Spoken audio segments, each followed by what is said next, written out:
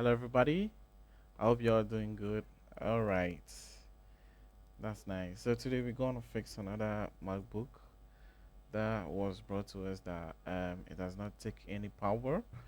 So here we can connect our Type C charger, and we had 5 volts.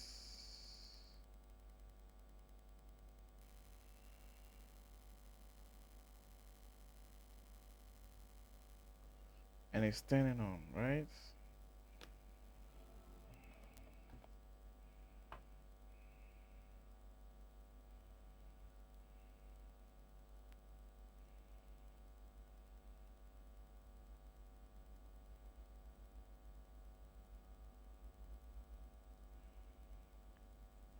You see, it just went on, and now it's stuck at 5 volts. Let me try the other ports. So this is weird. So you can see uh,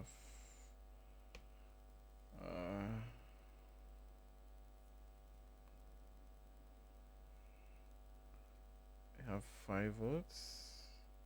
We have 5 volts, and it's stuck at 266, and it's stuck at 200, 261 milliamps. Okay. So let's check this side. Nothing.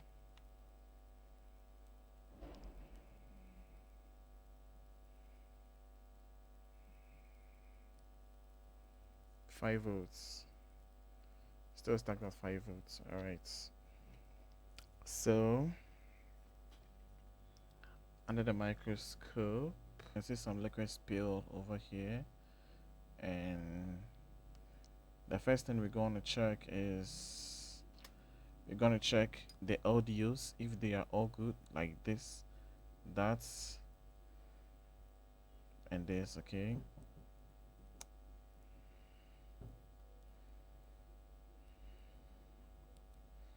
The fact that we are having 5 volts and we have like 261 milliamps tells me that the PP bus is not shorted. All right. So, and we are having some liquid spill right over here, so we're gonna clean this one up, and then you'll see if this one can fix our problem.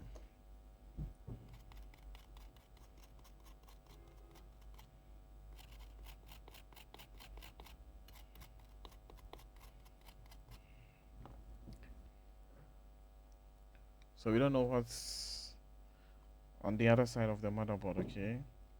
So we're just trying to clean this one up just to see if this one can, can fix us.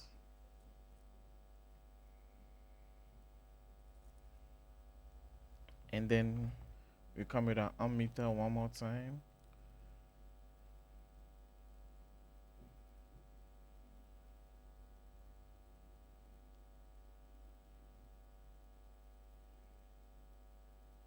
See, it's trying to turn on, but it's not coming.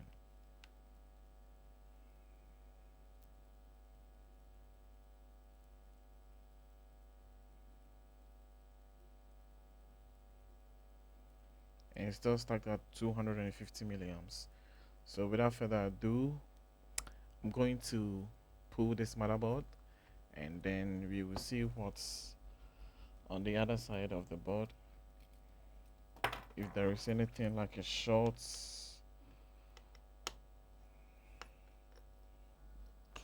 here our motherboard is out, and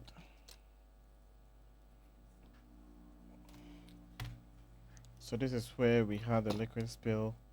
We want to check the other side, and it's so dirty. Damn, that's just too bad. Can you see?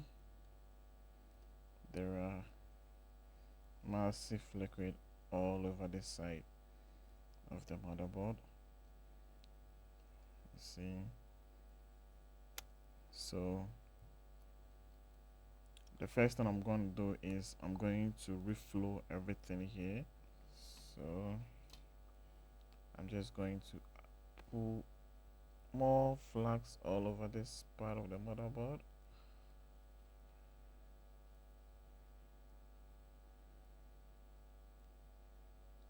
And then I'm going to then I'll come with my hot air station.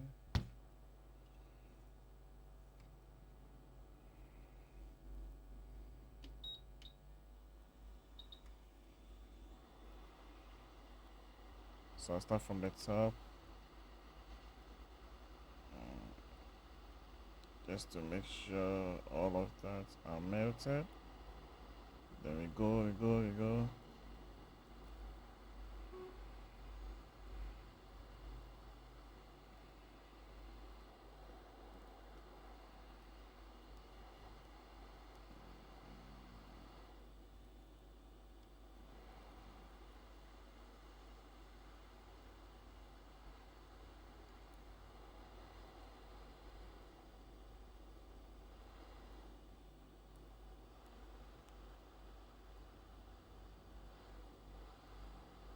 Just like that.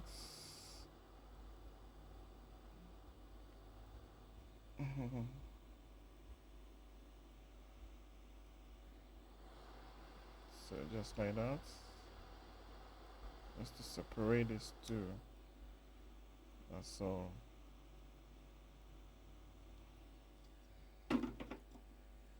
So I have reflowed everything right over there.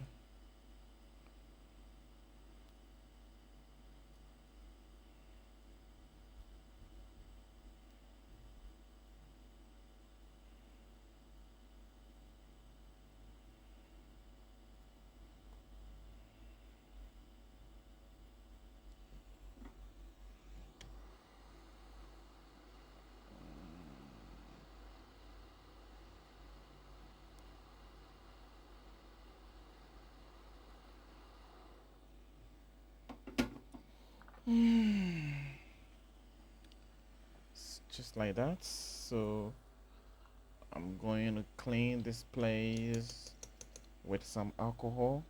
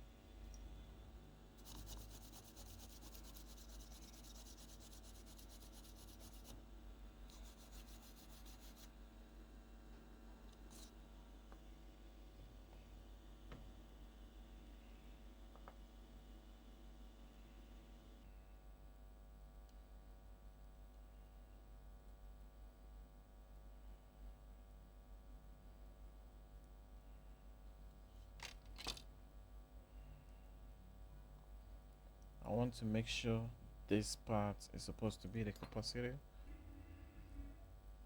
Pinboard view, and right after the resistor it's a capacitor, right? Capacitor, then you have these two diodes. So yep, so we're good, we are good. So I'm going to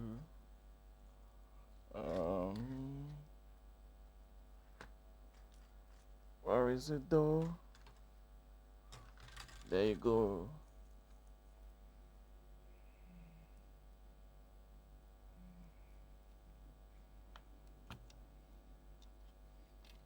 So we're going to check if after the reflow we got anything that is shorting. So I'm going to check this one, and we are good. And I'll check for this, and we are good. And I'll check for this, and we are good on the LDOs. Okay, so I'll start with this.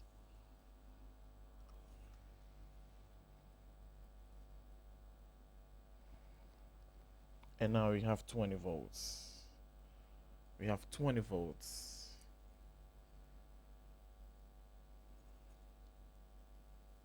We have 20 volts.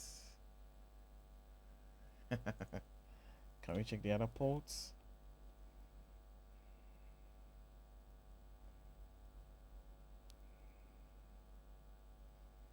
We have 20 volts as well.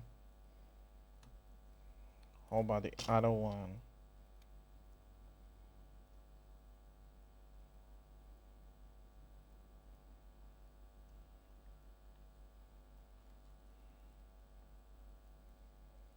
Do we have 20 volts? Do we have 20 volts? Yes, we have 20 volts on this one as well. And the last boy, of course, we're going to have 20 volts as well. Right? That's good. So I've connected most of the parts, and we just want to be sure that this now turns on. Right? And that it can boot into the customer's accounts. So we're waiting, we're waiting, we're waiting, we're waiting, we're waiting.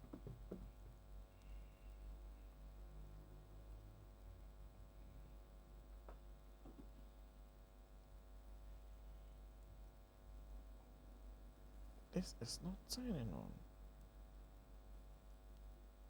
anymore.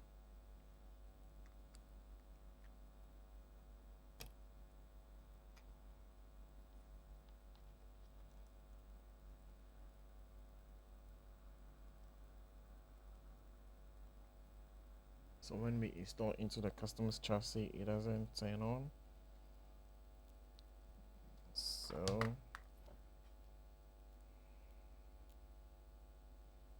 So you continue this video. Hello everyone, it's a Saturday morning and we're trying to finish the job that we started off yesterday.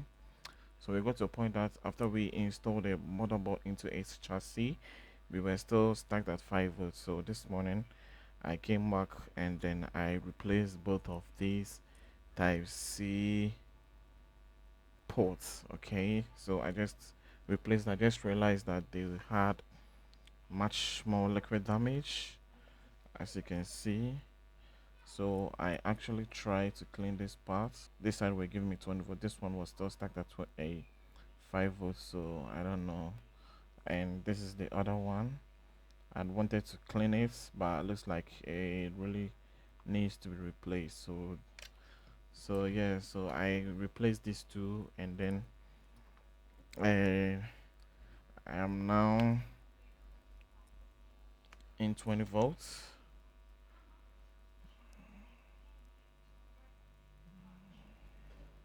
Yes, and we're now having 20 volts, and we still have one more problem because the touch bar, the connector on the touch bar has a lot liquid spill, and then we will have to fix that as well. But before, we will need to make sure this is turning on. So we want to see this one is going to boot into the customer's accounts. I can see the Apple logo, and then let's see if uh,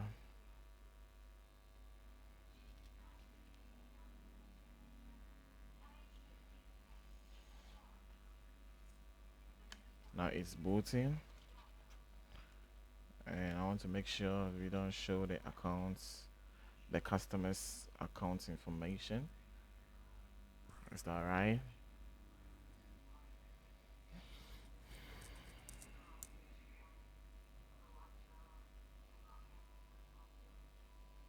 Yes.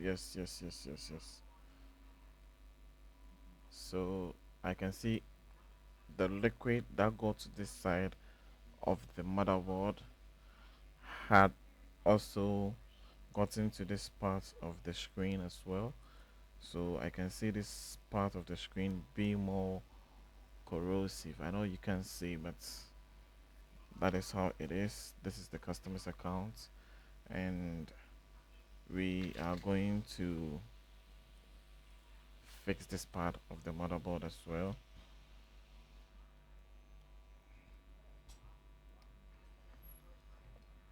So this is what I am talking about. This is the trackpad. This is the touch bar connector, and it has more liquid on this connector. So where is my tweezers? Where is come with my tweezer? And you know, this part seems so bad. So I'm going to check on the schematic. Alright.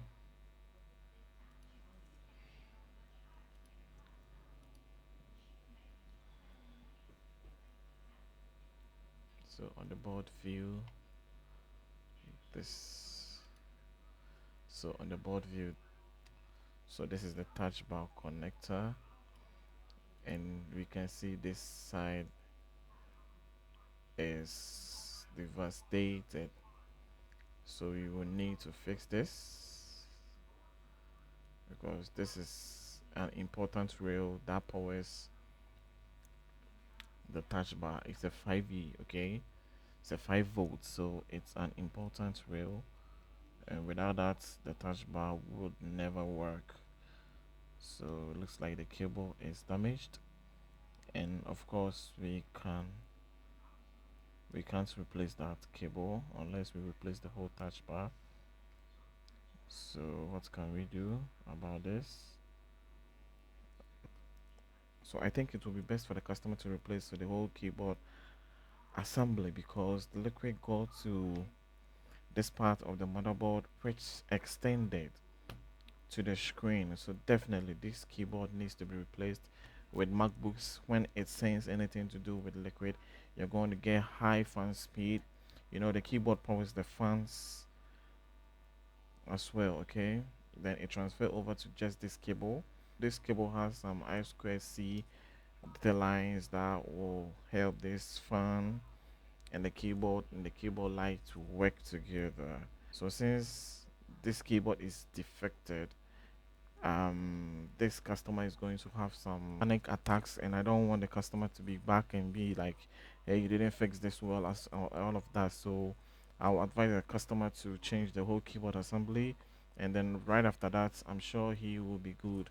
For the screen, it will be up to him or her to know what to do with it, because some people will be affected by how it comes, and others too will be okay depending on how you use this computer for. So that's all for today. I hope you learned something. Please like and subscribe my YouTube channel, and I'll see you in my next video. Bye.